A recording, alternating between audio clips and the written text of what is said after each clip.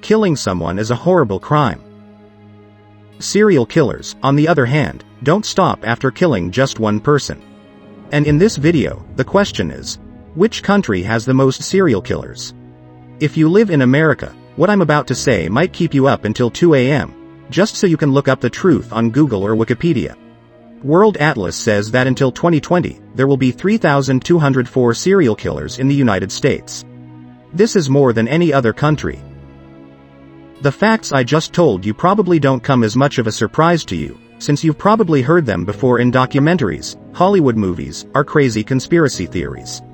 But if you want to know the truth based on real statistical data that has been tested, the results may surprise you.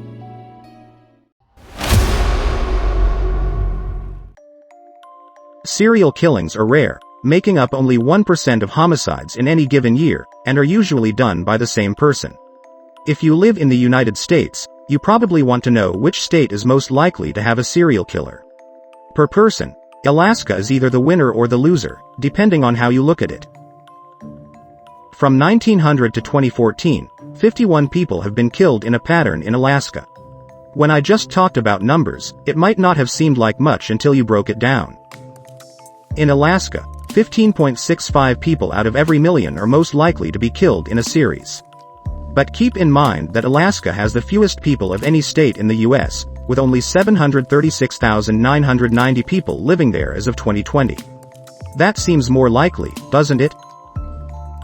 Until here the question arises, why in Alaska so many people become serial killers?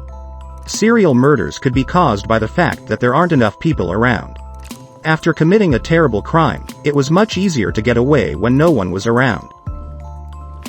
Since there are so many big areas of wilderness, there are plenty of places to hide bodies or cover up tracks. Not only are there not many people in Alaska, but the long winter nights may be hard on some people's minds and lead to severe depression. But is that reason enough to kill? How many times? Or does the constant darkness just make it easier for serial killers in Alaska to carry out their ruthless plans?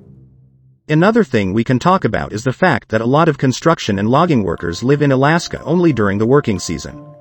Because of these physically demanding jobs, a lot of men move to the state of Alaska. This, in turn, brings a lot of commercial sex workers to Alaska. We all know that serial killers are more likely to target people in this job, and we also know that this is true. The next thing to think about is the police.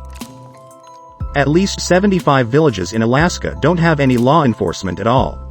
This means that if something bad happens, these villages can only call the Alaska State Troopers for help, and it can take them hours to get there. This waiting time can lead to a lot of different things, like the loss of evidence of a crime, which lets serial killers in Alaska get away. When we talk about law enforcement in Alaska, we don't do it justice if we don't talk about how often people break the law. Even though crime rates have gone down in America over the last 25 years, violent crime rates are still high in Alaska and Tennessee. About 600 of the 100,000 crimes that happen in Alaska each year are violent. And this number, which is twice the average in the United States. When you look at the number of serial killers in Alaska and some of the reasons why people there become serial killers, the things that drive serial killers in Alaska start to make sense, don't they? Bob, take it easy. I should have killed you when I had the chance! The worst serial murder case in Alaska was planned by a man named Robert Hansen, also known as the Butcher. Hansen got the name, the Butcher, because he was accused of kidnapping, raping, and killing at least 17 women. However, there are claims that the real number of victims is more than 30 people. Robert Hansen had been looking for women in the woods with a gun for 13 years. He was finally caught when one of the women he was stalking got away from the back of his car. Hansen was given a prison sentence of 461 years plus a life sentence without the chance of parole. Actually, if you just look at the numbers, California is the state with the most serial murder victims. Some of the most well-known serial killers, like the unsolved Zodiac murders and the Charles Manson murders, have killed more than 1,500 people in California. But even though there are a lot of victims in California, only 7.81 out of every million people may be victims of serial killers. This is a small number compared to the 39 million people who live there.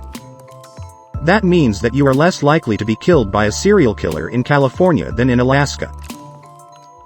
But in general, the 1980s were the worst decade for serial killings, so thank goodness the worst is over. Let's hope so.